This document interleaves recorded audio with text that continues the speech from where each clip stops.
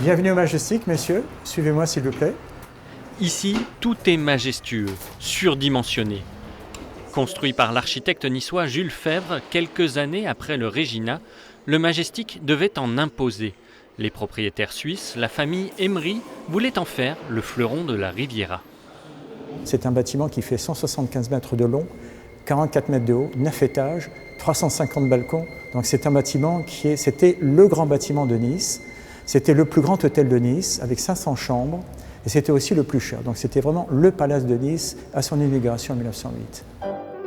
Équipé de salles d'eau dernier cri, de ventilation dans les chambres et de ses propres générateurs électriques, le Majestic devient une référence européenne de l'hôtellerie de luxe. Dès son inauguration en 1908, la haute société, comme par exemple la romancière Colette, se presse dans ses salons et ses restaurants.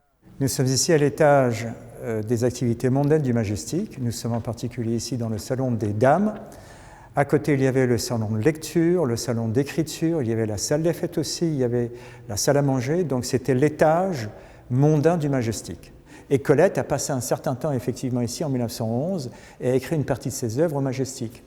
L'inauguration du Negresco en 1912, puis la Première Guerre mondiale sonnent déjà le déclin du Majestic.